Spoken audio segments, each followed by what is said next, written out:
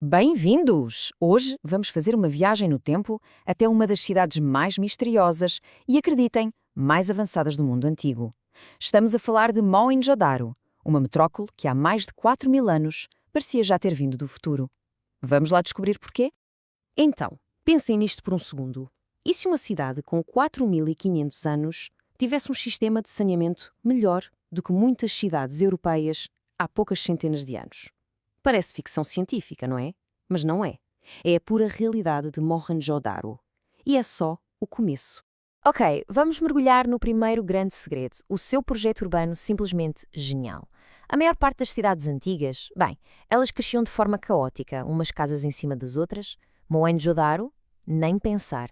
Esta cidade foi planeada de raiz, desenhada antes de ser construída. Isto por si só já nos diz que a sociedade deles era incrivelmente organizada. E que planeamento era este? As ruas eram perfeitamente retas e cruzavam-se em ângulos de 90 graus. Imaginem um tabuleiro de xadrez gigante. Era assim. As ruas principais eram largas, com quase 10 metros, o que dava espaço de sobra para carroças e pessoas circularem. Para conseguir uma precisão destas, era preciso dominar a geometria e, claro, ter um poder central muito forte para pôr tudo em prática. A cidade estava também dividida de forma muito inteligente em duas partes. Havia a cidadela, que ficava numa plataforma elevada, provavelmente para se proteger de inundações. Ali estavam os edifícios mais importantes, os centros administrativos, talvez religiosos, o centro do poder. E depois, na zona mais baixa, tínhamos a cidade baixa, a área residencial e comercial, onde a maioria das pessoas vivia e trabalhava.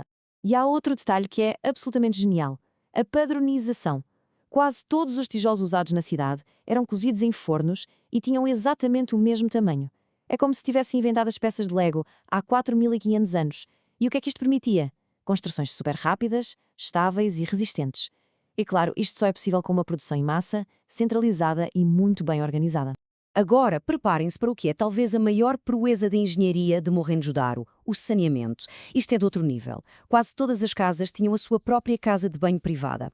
Os dejetos iam por canos de cerâmica até canais de esgoto cobertos que passavam por baixo das ruas. E ainda tinham aberturas para inspeção e limpeza, tipo bueiros. A preocupação com a higiene e a saúde pública estava, literalmente, séculos à frente de qualquer outra civilização daquela época.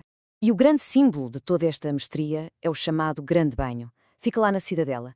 E não era uma piscina municipal qualquer. Era uma estrutura enorme, com 12 metros de comprimento, construída com uma precisão milimétrica. Os tijolos eram selados com betume, que é uma espécie de piche natural, para garantir que não havia uma única fuga d'água. Para que servia exatamente? Bem, isso ainda é um mistério, mas a teoria mais forte é que seria para rituais de purificação religiosa. Ok, já vimos que a cidade era incrível. Mas e as pessoas? Quem eram os habitantes de Mohenjo-Daro? Como é que era o dia-a-dia deles há 4.500 anos? Vamos espreitar agora a vida desta gente, da agricultura ao comércio. A base de tudo, claro, era a agricultura. O rio Indo tornava as terras super férteis e eles cultivavam trigo, cevada, tâmaras e criavam gado.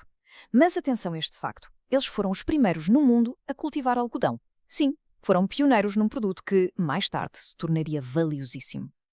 E para garantir que não havia fome, o que sobrava das colheitas era guardado em gigantescos celeiros públicos. E eles não viviam isolados do mundo, nada disso.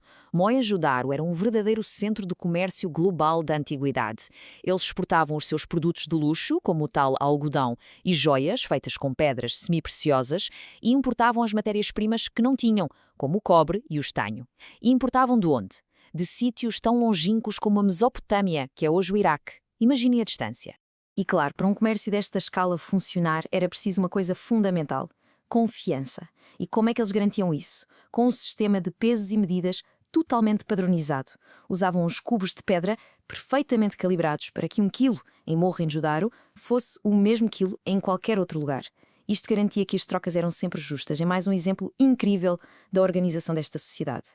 E isto leva-nos a um dos objetos mais fascinantes que encontramos lá: os selos de esteatita.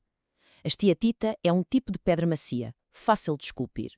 Nesses selos, eles gravavam animais incríveis e uma linha de símbolos misteriosos. A ideia é que funcionassem como uma espécie de carimbo. Pressionavam o selo em argila mole para fechar um pacote de mercadorias. Era como uma etiqueta de Made in Mohenjo-Daro, ou o logotipo de uma empresa, que identificava quem enviava o produto. Já vimos muita coisa, mas a verdade é que, apesar de tudo o que descobrimos, Mohenjo-Daro continua a ser um lugar cheio de segredos. E agora, vamos entrar na parte mais enigmática de todas, os mistérios que, até hoje, ninguém conseguiu resolver. O maior mistério de todos é, sem dúvida, a escrita deles. Lembram-se daqueles símbolos nos selos? Eles fazem parte de um sistema de escrita completo e complexo que simplesmente não conseguimos decifrar. Ninguém no mundo sabe o que aqueles símbolos significam. São nomes de pessoas, listas de produtos, poemas, não fazemos ideia. Os segredos mais profundos do povo do Indo estão ali, à vista de todos, mas trancados num código que ainda não cobramos. Para se ter uma ideia da complexidade, já foram identificados cerca de 400 símbolos únicos. Sabemos que se lia da direita para a esquerda pela forma como os caracteres estão espaçados. O grande problema é que nos falta uma pedra de roseta, ou seja, falta-nos encontrar um texto que tenha a mesma inscrição na escrita do Indo e numa outra língua que já conheçamos. Sem essa chave, o código continua por decifrar. E aqui chegamos à pergunta de 1 milhão de euros. O que é que aconteceu? Por que é que uma civilização tão avançada simplesmente desapareceu? Por volta de 1900 a.C., a cidade começou a entrar em declínio e, com o tempo, foi completamente abandonada. A verdade é que não há uma resposta simples. A maioria dos especialistas acredita que foi uma combinação de vários fatores. Talvez mudanças climáticas, como secas prolongadas ou inundações gigantescas do rio Indo. Ou talvez as suas rotas de comércio tenham entrado em colapso. Provavelmente foi um pouco de tudo isto junto. E é assim que termina a nossa visita a Mohenjo-Daro, uma cidade de engenheiros geniais, de comerciantes globais e de um povo cujos segredos, em grande parte, se perderam no tempo. E isto deixa-nos a pensar. Com uma escrita que ainda não foi decifrada e com tantas ruínas ainda por escavar, que outros segredos absolutamente incríveis estarão ainda à nossa espera, enterrados sobre as areias do tempo.